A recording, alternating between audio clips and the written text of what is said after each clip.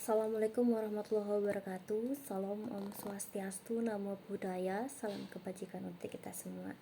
Halo teman-teman, perkenalkan saya Zikrina Aulia dari Fakultas Hukum tahun 2022. Nah, saya di sini ingin membahas mengenai materi yang sudah saya pelajari di mata kuliah litigasi pidana. Jadi ini salah satu tugas saya, tugas untuk UTS. Nah, yang pertama, slide pertama langsung aja kita buka. Nah, teman-teman, ini tuh ada pasal 5 ayat 1 Undang-Undang Nomor 31 Tahun 2014. Kira-kira teman-teman yang jurusan hukum, ayo siapa? Pasti tahu dong kalau misalnya undang-undang ini adalah salah satu perlindungan saksi dan korban. Kenapa sih nggak aku taruh aja di highlight atasnya? Karena biar tebak-tebakan aja sebenarnya gitu. Nah, jadi teman-teman, adanya undang-undang ini itu sebenarnya revisi dari Undang-Undang Nomor 13 Tahun 2006, yang dimana itu juga tentang perlindungan saksi dan korban, kemudian direvisi lagi, maka jadilah 31 tahun 2014. Nah, teman-teman, di sini kan aku ada beberapa kutip 3 ya. Nah, ini tuh juga sebenarnya terdapat dalam pasal 5 ayat 1 ini sebenarnya banyak, nggak cuma 3 aja, tapi aku ngambil 3 dulu ya. Jadi yang pertama ini adalah memperoleh perlindungan ya, memperoleh perlindungan pribadi ya, keluarga, harta bendanya dari ancaman yang telah diberikan. Kira-kira teman-teman mikir gak sih kalau misalnya korban itu kenapa sih dikasih perlindungan, kenapa sih dikasih perlindungan keluarga, harta dan segala macam gitu kan ya. Kenapa alasannya? Karena ya pasti namanya juga korban ya, kita nggak tahu nih di belakang layar tuh mereka dapat ancaman yang seperti apa ya, seperti mungkin terganggu psikisnya atau segala macam. Maka dari itu teman-teman, adanya perlindungan. Yang kedua ini aku kutip, mendapatkan informasi. Pasti dong dapat informasi korbannya, dapat informasi mengenai putusan pengadilan. Kenapa demikian sih teman-teman gitu? Karena pasti korban itu pasti sangat-sangat sekali menunggu hasilnya dan menunggu kepastian hukumnya. Di sini maksudnya apa sih menunggu kepastian hukumnya?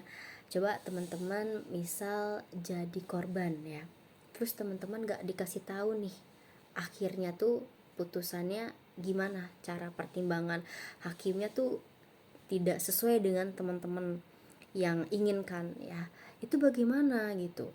Nah, maka dari itu korban mendapatkan haknya untuk tahu bagaimana prosesnya nanti di pengadilan. Kemudian juga agar si korban itu merasa aman di dirinya dia gitu ya. Terus juga yang ketiga itu adanya keadilan. Jadi juga mereka merasakan yang namanya keadilan seperti itu.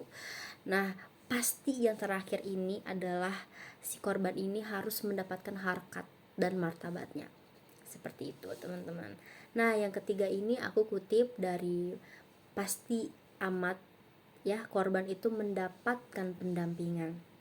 Kenapa sih harus dapat pendampingan gitu?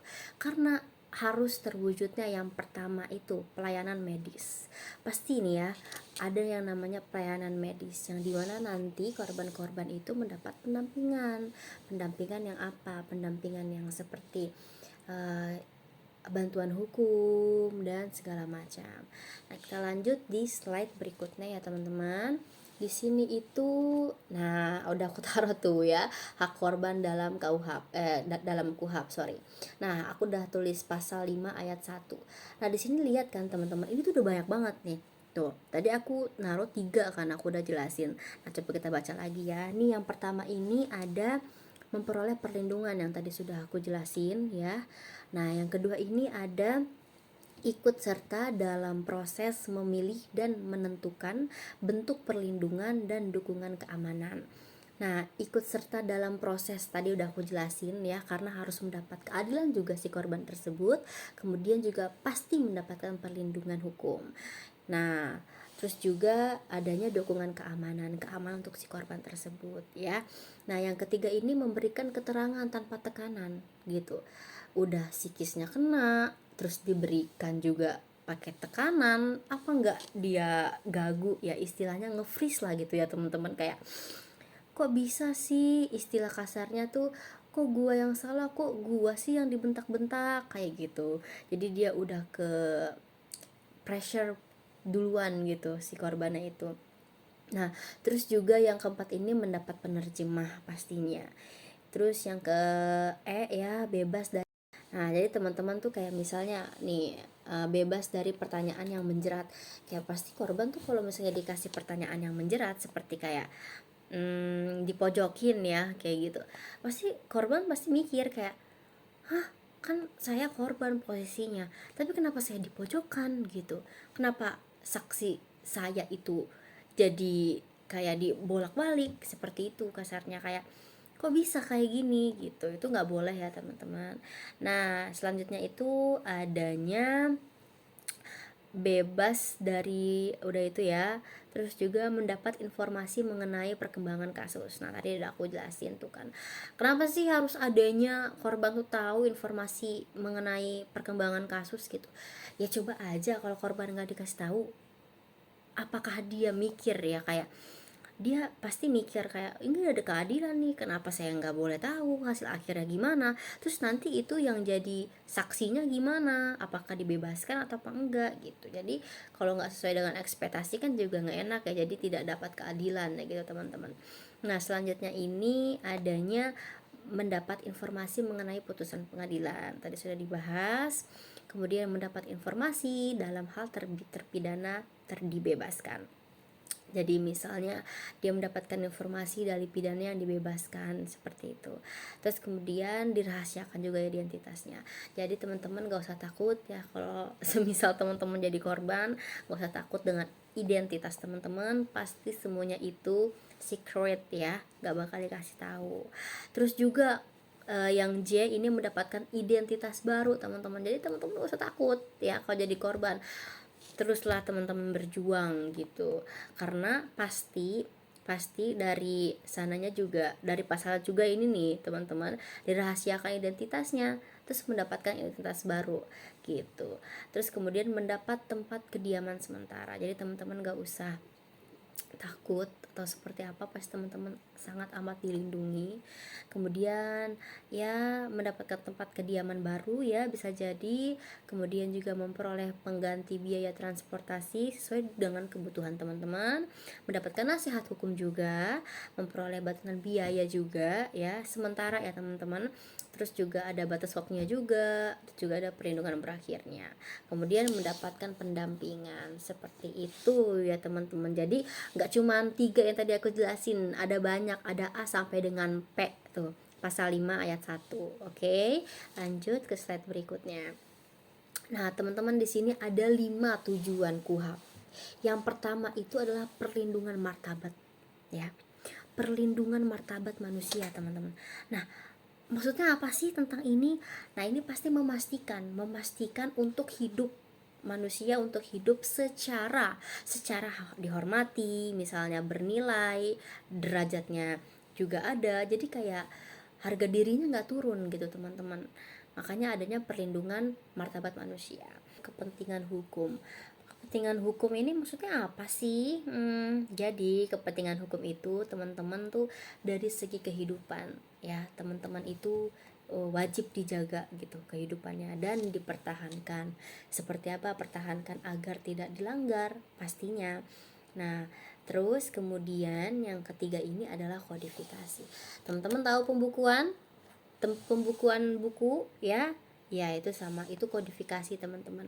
Kayak suatu himpunan penyusunan peraturan undang-undang yang disusun secara sistematis teman-teman. Itu namanya kodifikasi. Oke, kita lanjut untuk berikutnya. Nah, untuk yang nomor 4 ini ada kesatuan sikap aparat negara. Nah, teman-teman tahu nggak sih kalau kesatuan sikap itu apa? Kesatuan sikap itu seperti apa ya? Saling mendorong, saling menghormati, saling mendukung, saling menghargai ya, dan aparat negara. Nah, teman-teman tahu nggak sih aparat negara itu yang seperti apa? Contohnya polisi ya, terus juga contohnya jaksa, terus juga hakim, seperti itu. Jadi aparat negara saling menghargai, saling mendukung dan segala macamnya gitu, yang berbuat baik-baik aja. Kemudian ada Pancasila, Undang-Undang Dasar 1945. Nah, teman-teman pasti tahu kan Pancasila ini, yang Pancasila, satu, ketuhanan yang Maha Esa, ya kan, sampai 5 itu jangan lupa teman-teman ya. Kemudian ada Undang-Undang 1945. Nah, 1945 ini undang-undang ini pasti teman-teman juga tahu karena ini ada pada sekolah dasar. Kayak waktu kita upacara itu kan ada pembacaan Undang-Undang Dasar 1945, Undang-Undang Dasar 1945 pembukaan bahwa ya banyak ya teman-teman ya kayak gitu. Nah, terus kemudian slide berikutnya. Nah, tuh bagaimana sih nih jika ya salah satu tujuan tuh nggak tercapai, tujuan yang tadi ya teman-teman, yang 5 tujuan KUHP itu. Kak, kalau misalnya ada satu tujuan KUHP yang nggak tercapai itu gimana ya Kak ya? Gitu. Oke. Ada juga teman-teman, aku ambil salah satu contohnya ya, seperti yang tadi, yang kesatuan sikap aparat negara itu. Nah, coba kita lihat seperti kasus yang seperti ini. Nah, ini ada sebenarnya, emang ada banyak nih teman-teman, tapi gimana sih misal kalau misalnya ada aparat negara yang dia itu melanggar kode etik ya. Emang banyak teman-teman di sana, karena pasti manusia itu memang ladangnya kesalahan, manusia itu memang ladangnya dosa ya teman-teman ya. Jadi walaupun manusia itu kayak sudah menjadi aparat negara atau sudah jadi manusia yang penting, istilahnya udah jadi pejabat dan segala macem, ya belum tentu jujur ya, karena semua orang tahu kalau misalnya manusia itu memang banyak sekali dosa, dan tempatnya dosa itu adalah manusia teman-teman. Seperti kasus yang ini nih. Nah, ada ironi polisi, aparat negara, aparat penegak hukum yang langgar hukum gitu. Contohnya apa? Ini aku kutip dalam CNN Indonesia dari sana. Nah, di sini ada polisi sebagai aparat penegak hukum ya, dinilai acap kali, malah menjadi aktor di balik pelanggaran hukum. Memang nggak satu kali dua kali kasus teman-teman, karena memang banyak ya. Ya, sederetan kasus yang menjerat polisi pun muncul ke publik belakangan ini. Banyak nih contohnya, ada mulai dari pembunuhan, penganiayaan, penggunaan narkoba, hingga pemerkosaan. Ya teman-teman, jadi nggak usah curiga kalau misalnya ada aparat penegak hukum yang kok polisi kayak gini, kok polisi kayak gitu. Balik lagi ke awal ya gitu, karena memang yang paling serem itu manusia-manusia yang mengerti hukum teman-teman. Kalau misalnya mereka ngerti hukum, alurnya hukum itu menurut saya juga lebih serem, karena mereka tahu sistematika di dalam hukum itu seperti apa gitu. Nah, juga ada kasus lain nih, seperti seorang anggota polisi di Polres Sorong Kota ya, Papua Barat, tega membakar istrinya tuh karena tersulut pertengkaran di dalam rumah tangga. Ya makanya teman-teman kalau misalnya punya sabar juga, ya sabar sih sabar teman-teman, tapi jangan jangan kayak gini juga ya, serem juga nih. Nah, kejadian ini ada pada akhir Mei lalu ya. Sempat terkendali lantaran pelaku berkilah insiden terjadi karena kompor meledak, seperti itu, teman-teman. Ya, nah, bagaimana sih cara penyelesaiannya, teman-teman? Kalau misalnya aparat penegak hukum itu kayak contohnya kasusnya dia tuh pemerkosa orang ya, atau segala macem gitu. Nah, ini gimana ini? Nah, jadi karena aku mau kasih tau temen-temen, nggak cuma tulisan aja ya, aku juga kutip dari gambar-gambar setelah slide ini. Nah, ada nih. Nah, di situ udah ada gambar, teman-teman. Sanksi bagi ASN tak netral. Kenapa sih gak aku tulis aja biar matanya nggak pusing gitu ya? Makanya aku kasih gambar, teman-teman. Nah, di sini ada nih, sesuai dengan peraturan pemerintah nomor 42 2004 tentang pembinaan jiwa korupsi dan kode etik pegawai negeri sipil. Nah, teman-teman, ada tuh pasal 15 ayat 1, sanksi moral pasti mendapatkan itu gitu. Terus juga ada sanksinya teman-teman. Sanksinya hukuman itu ada disiplin ringan ya, disiplin berat, juga ada disiplin sedang. Itu ya, sedang dulu baru berat teman-teman. Nah ini udah diatur kok di dalam peraturan pemerintahan teman-teman. Nah disitu aku udah tulis tuh nomor 53 tahun 2010 tentang disiplin pegawai negeri sipil. Nah terus juga teman-teman tuh bisa lihat di situ hukuman disiplin tingkat ringan, ada teguran lisan yang tertulis. Jadi yang tingkat ringan itu jadi nggak bisa langsung kayak tiba-tiba langsung udah langsung aja masuk penjara enggak gitu ya teman-teman ya, semua pasti ada aturannya. Terus yang kedua juga ada hukuman disiplin tingkat sedang. Nah ini tuh ada yang kayak penundaan gaji teman-teman, seperti kayak mungkin pangkatnya selama 1 tahun, penurunan pangkat gitu bisa terjadi. Nah itu di sedang. Nah yang ketiga ini baru yang berat teman-teman, penurunan pangkat yang lebih rendah gitu kan. Terus juga ada apa tuh, pemindahan dalam rangka jabatan gitu kan. Terus juga bisa aja teman-teman diberhentiin secara tidak hormat seperti itu. Nah namun untuk korbannya sendiri, nah aku udah jelasin ya, untuk korbannya sendiri itu ada pada aku salah nulis nih teman-teman. Seharusnya tadi yang baru ya. Ini kan ada Undang-Undang Nomor 13 Tahun 2006 tentang perlindungan saksi dan korban. Nah, tapi itu jangan lupa teman-teman karena itu udah diganti jadi 31 tahun 2014 ya. Jangan terkecoh. Nah, ini tuh ada gambar. Aku tulis di sini, aku taruh di sini, kategori perlindungan dari LPSK kepada saksi dan korban. Nah, dilihat tuh ya. Yang pertama itu ada apa? Perlindungan fisik dan psikis, teman-teman. Dikasih apa? Dikasih pengawas, ya, dikasih pengawalan, ya kan? Yang tadi aku udah jelasin. Kemudian mendapatkan identitas baru, pasal 5 ayat 1. Tuh, teman-teman jangan lupa. Terus yang kedua juga dapat perlindungan hukum pastinya. Ya, saksi dan korban serta pelapor tidak dapat dituntut secara hukum. Dikasih perlindungan dan keamanan atas pribadi. Gitu. Yang ketiga itu ada perlindungan hak prosedural sanksi. Nah, di sini juga tertulis pendampingan mendapat penerjemah dan segala macam. Intinya di dalam kategori perlindungan LPSK ini kepada saksi dan korban udah dijelaskan ya teman-teman tadi dalam pasal berapa? Pasal 5 ayat 1. Undang-undang berapa? Berapa? Undang-Undang Nomor 31 Tahun 2014. Oke. Nah, ini aku agak salah nulis jadi ya nanti aku udah revisi ya teman-teman ya. Nah lanjut teman-teman, yang materi kedua ini ada yang namanya alat bukti yang tidak sah. Nah alat bukti yang tidak sah ini terjadi pada pengadilan teman-teman. Ada yang dalam pengadilan, maksudnya di sini adalah saksi ya. Nah saksi itu kan pasti memberikan alat bukti pasti yang sah. Tapi kenapa sih teman-teman harus adanya alat bukti? Ya pasti kalau misalnya datang cuman kayak bahasanya omon-omon juga nggak bisa ya teman-teman kalau nggak ada buktinya gitu. Nah kalau misalnya ada pertanyaan seperti, Kak kalau misalnya buktinya screenshotan bisa nggak sih gitu, Kak kalau misalnya buktinya tuh seperti kayak digital apa ya, evidence gitu tuh bisa nggak sih? Nah jadi itu bisa ya teman-teman. Kenapa sih demikian? Karena pada Undang-Undang Nomor 11 Tahun 2008 ya tentang informasi dan elektronik. Nah itu tuh udah dijelasin teman-teman dalam pasal 5-nya.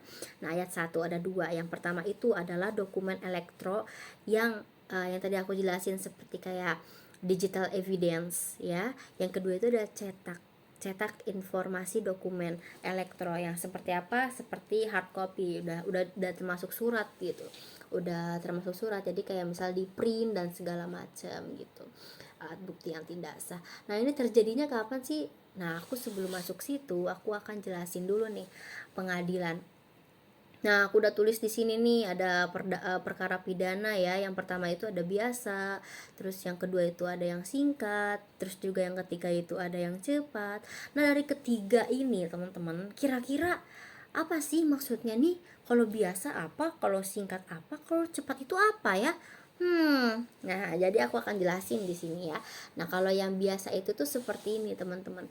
Pemeriksaan biasa itu tuh diatur dalam pasal 143 143 perkara pidana dalam acara pemeriksaan biasa. Nah gitu ya teman-teman ya. Nah itu tuh ngebahas tentang apa sih? Nah itu tuh ngebahas mengenai yang pertama,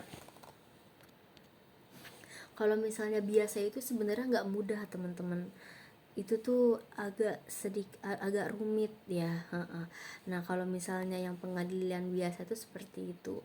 Nah biasanya yang di perkara pidana yang biasa ini biasanya itu pidana penjara 5 tahun ke atas, seperti itu teman-teman. Terus juga harus dilihat karena banyak banget ya pelimpahan surat dakwaannya, seperti itu. Jadi susah gitu, susah kalau misalnya perkara pidana yang biasa. Nah kalau misalnya perkara pidana yang singkat itu yang seperti apa sih? Yang singkat itu tuh seperti, nah kalau yang tadi kan susah yang biasa ya teman-teman ya. Yang ini yang singkat itu agak sedikit better lah gitu, istilahnya kayak sifat itu sederhana gitu kalau si singkat itu. Nah adanya di pasal 203 untuk perkara pidana singkat ini. Dan ini tuh biasanya dijatuhkan pidananya tuh nggak terlalu berat, nggak yang seperti biasa tadi di atas 5 tahun ke atas, nggak seperti itu ya teman-teman. Nah, lanjut. Nih ada yang cepat, perkara pidana cepat. Nah, perkara pidana cepat itu tuh yang kayak gimana nih? Yang cepet. Nah, ini tuh kalau misalnya di pidana ya teman-teman, jatuhnya tuh kayak pidana ringan. Paling ringan itu yang cepat ini. Kenapa demikian? Karena maksimalnya 3 bulan doang. 3 bulan. Terus kayak tindak pidana kendaraan, lalu lintas ya, seperti itu. Nah, lanjut ke slide berikutnya itu ada, nah masuk ya. Nah alat bukti yang sah menurutnya itu pasal berapa sih? Pasal 184 KUHP. Yang pertama itu pastinya alat bukti yang sah ya, aku tulis di sini. Nah coba aku baca nih ya, kita baca bareng-bareng. Yang pertama ini ada apa? Keterangan saksi ya, keterangan saksi. Yang kedua ada apa? Keterangan ahli. Yang ketiga ada apa? Ada surat. Yang keempat ada apa? Petunjuk. Yang kelima ada apa? Keterangan terdakwa. Nah ini teman-teman aku kasih contoh gambar di samping ya, biar teman-teman bisa lihat tuh alat bukti, barang bukti itu apa, dasar hukumnya seperti apa, wujudnya apa. Teman-teman nanti bisa baca atau bisa screenshot aja di PPT aku ya, bisa banget untuk jadi bahan pelajaran ya. Aku juga kutip dari hukum online. Nah kalau misalnya kayak teman-teman mikir, kak kalau misalnya alat bukti sah menurut pasal 180 KUHP ini ada yang dilanggar gimana ya kak? Kayak misal contoh kasusnya aku kasih. Nah misal contoh kasusnya ini yang pertama itu adalah satu alat bukti doang nih ya kan, terus hilang. Tapi nah itu gimana sih sebenarnya? Nah itu nggak bisa ya teman-teman, karena udah dijelasin tuh dalam pasal 183 KUHP itu menjelaskan setidak-tidaknya alat bukti itu adalah dua alat bukti itu yang sah ya, setidak-tidaknya dua alat bukti. Terus kalau misalnya hilang ya nggak bisa, kamu mau ngasih tahu apa? Nggak bisa kayak cuman kamu ngomong terus kayak apa, nggak tahu tuh yang kamu omongin tuh sebenarnya bener fakta atau enggak cuman bohong gitu. Terus kalau misalnya berbohong atau ngarang itu sebenarnya gimana tuh? Nah bisa dipidana teman-teman. Kalau misalnya jadi saksi terus dia ngefitnah ya misal ya, bisa tuh diancam 4 tahun di penjara gitu teman-teman. Terus kak kalau misalnya yang ketiga ini ya, ada saksi tanpa bukti gitu. Saksi tanpa bukti itu gimana ya, yang tadi aku udah jelasin gitu. Sebenarnya teman-teman ya, hakim itu tuh bisa aja gitu menjatuhkan pidana kepada terdakwa tanpa alat bukti gitu. Tapi karena memang ya dilihat lagi gitu kan, minimal 2 alat bukti ya teman-teman, itu tuh harus ya, karena nanti udah dijelasin. Sebenarnya saksi pun juga bermacam-macam teman-teman. Ada yang juga pada pasal 1 ya kan, pasal 126 KUHP Jungto putusan MK B5 garing 2010 itu teman-teman juga bisa cari itu ya. Terakhir ini ada, nah aku tulis di sini teman-teman, dalam banyak kasus ketika bukti dianggap tidak sah, ya buktinya nggak dianggap nih gitu, nggak sah nih, hakim akan memberikan instruksi kepada juri untuk tidak mempertimbangkan bukti tersebut. Jadi kalau misalnya buktinya itu nggak sah ya teman-teman, ya pastilah hakim tuh memberikan kepada juri yang nggak bakal dipertimbangkan juga kalau misalnya buktinya tuh asal-asalan gitu dalam membuat keputusan. Terus dengan demikian penyelesaian dari alat bukti yang tidak sah adalah penghapusan atau pengabaian bukti tersebut. Jadi penyelesaiannya tuh seperti itu teman-teman. Jadi kalau hakim itu kalau misalnya memang buktinya itu tidak terbukti secara sah ya, dan juga nggak dianggap sah sama hakim gitulah istilahnya, nah itu tuh pasti dihapus gitu, diabaikan gitu buktinya dalam proses peradilan. Seperti itu teman-teman. Tepuk tangan dulu. Terima kasih teman-teman sudah menyempatkan untuk mendengarkan saya presentasi di mata kuliah litigasi pidana ini, dan teman-teman mohon maaf apabila penjelasan dari saya itu kurang banget kurang pas gitu ya menurut teman-teman, ataupun teman-teman ingin merevisi presentasi saya, boleh banget di komentar. Kalau teman-teman ingin mendapatkan edukasi ke saya juga nggak apa-apa. Pun kalau misalnya teman-teman mau kasih saya saran, boleh juga ya. Kasih tahu aja kalau misalnya mau revisi dan segala macam. Teman-teman mungkin ingin berbagi juga ke teman-teman yang lainnya. Terima kasih banyak. Saya pamit undur diri ya. Wassalamualaikum warahmatullahi wabarakatuh teman-teman.